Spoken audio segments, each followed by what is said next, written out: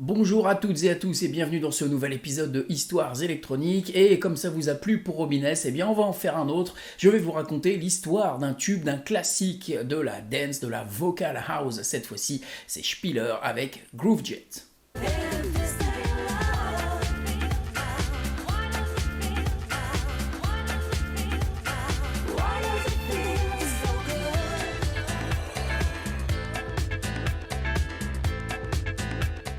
C'est un morceau que vous connaissez forcément, il est sorti en 1999, c'est un énorme classique de la dance music, mais saviez-vous par exemple que jusqu'il y a peu, vous ne pouviez pas l'écouter sur les plateformes comme Deezer ou Spotify, le titre était interdit, que c'est le morceau qui a lancé la carrière de Sophie Ellis-Bextor bien sûr, mais de l'iPod aussi, et que Victoria Beckham déteste ce morceau, et oui, plein d'anecdotes à vous raconter dans cet épisode, et bien on commence tout de suite.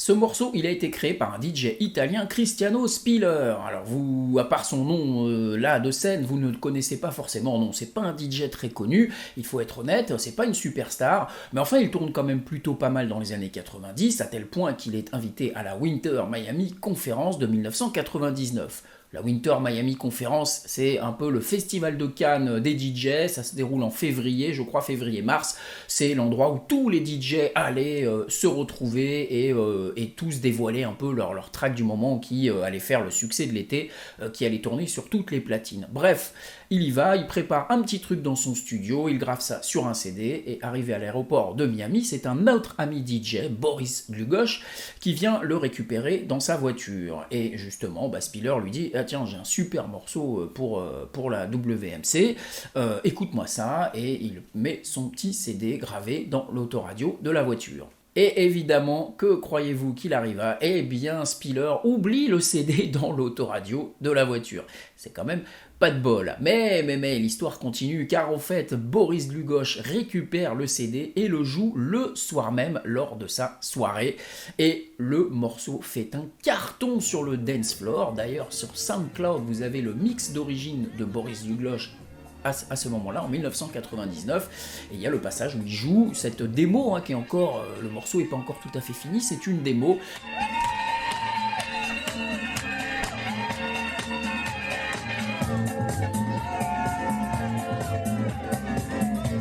Et la réaction des gens est immédiate, tout le monde trouve ce morceau super, on est en pleine vague de la French Touch, il sonne justement très disco house, c'est parfait ce morceau pour cette époque-là, 1999, et donc Spiller se retrouve instantanément le DJ du moment, le morceau du moment qu'il faut écouter, et, alors qu'il ne l'a pas encore joué, et qu'il ne savait pas que son pote l'avait joué, et c'est comme ça que la réputation du morceau est née. D'ailleurs, savez-vous quel est le nom du club dans lequel Boris Dlugosch a donc joué pour la première fois le morceau de Spiller ?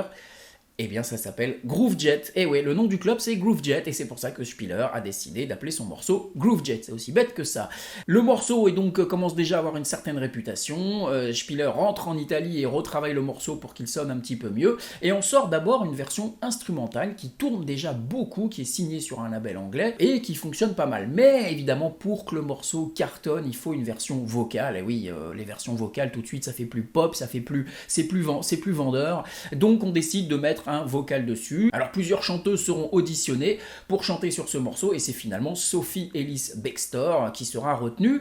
Elle n'est pas encore très connue à cette époque-là, elle a déjà chanté 2-3 choses, mais enfin c'est pas non plus une superstar, et Spiller trouve que sa voix elle colle parfaitement au morceau et donc sortira la version vocale en 2000 ou 2001, morceau qui cartonnera bien évidemment dans cette version-là, c'est plus cette version-là que vous connaissez. Moi j'avais l'habitude de jouer la version instrumentale, et comme le dit Spiller, qui jouait lui beaucoup la version instrumentale évidemment de Retour en Italie, les premières fois où il a joué la version vocale, il a vidé le dance floor parce que les gens s'attendaient pas du tout à avoir une voix sur ce morceau qu'ils connaissaient par cœur et qu'ils entendaient tous les week-ends dans le club, et donc il a fallu un petit temps pour les réadapter, mais évidemment c'est cette version-là qui est la plus connue.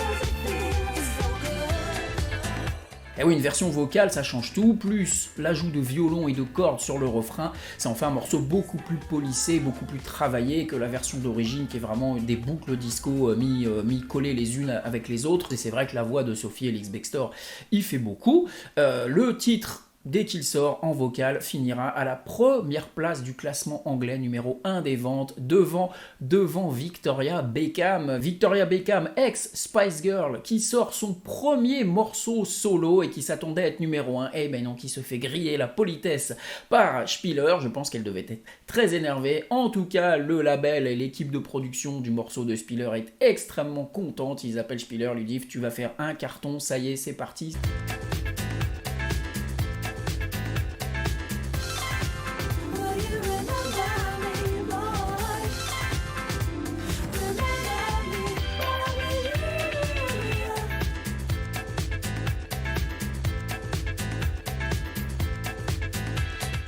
C'est officiellement le single qui s'est le plus vendu au Royaume-Uni dans les années 2000. C'est aussi le single le plus joué à la radio entre 2000 et 2010 au Royaume-Uni. Et puis il sera aussi numéro 1, numéro 2, numéro 3 dans tous les pays européens, aux États-Unis, dans les classements des clubs. Oui, c'est un carton. Un carton, donc, comme je vous le disais, que vous ne pouviez pas jusqu'il y a quelques mois, quelques semaines même, l'écouter sur Deezer ou Spotify parce qu'il y a un gros problème de copyright sur ce morceau.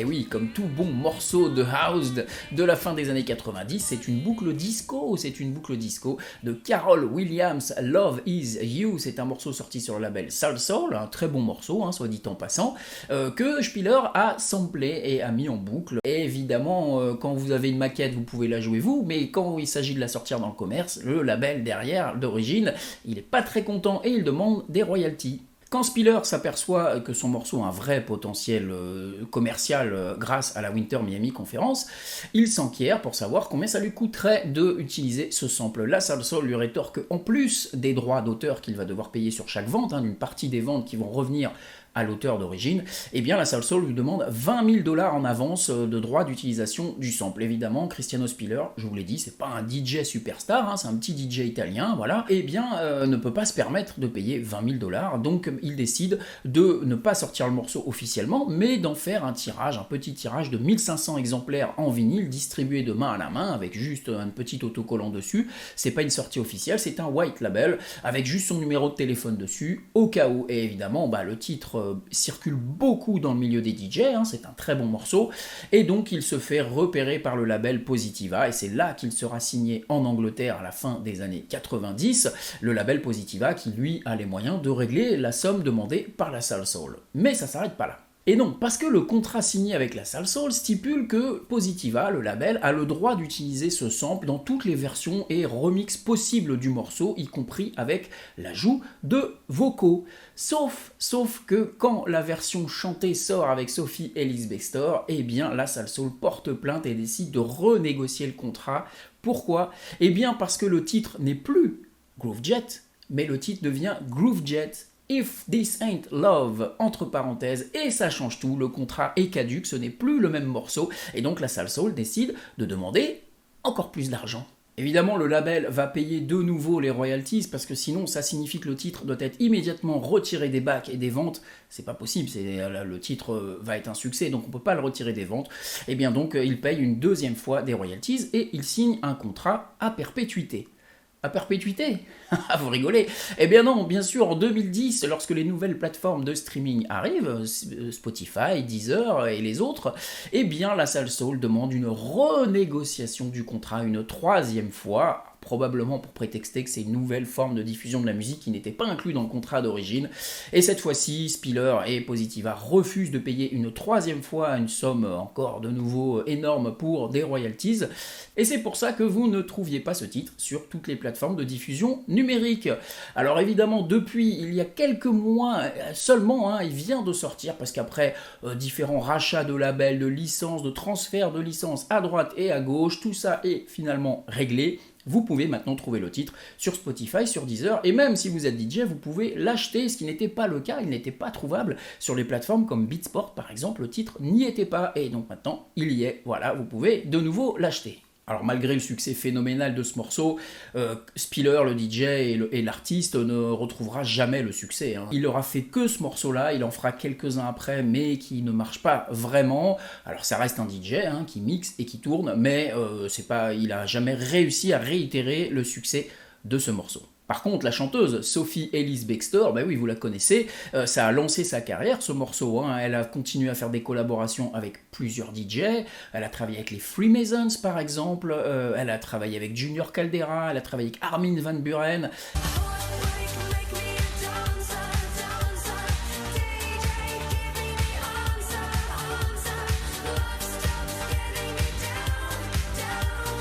Elle a fait aussi évidemment une carrière solo, elle fait encore une carrière solo avec de très bons morceaux qui ont été aussi de jolis succès dans les charts.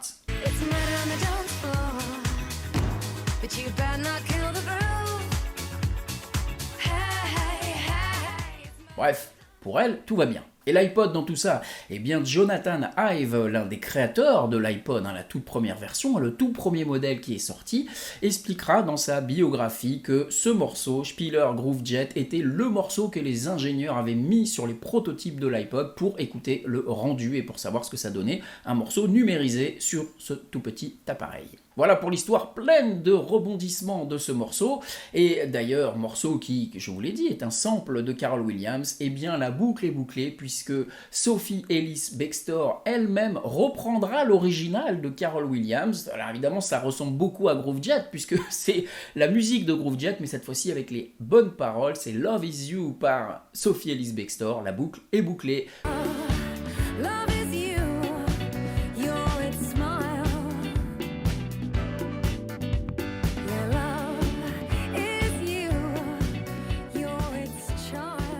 Je vous donne rendez-vous pour une prochaine vidéo très rapidement. D'ici là, n'oubliez pas de vous abonner et à très vite. Ciao, bye bye.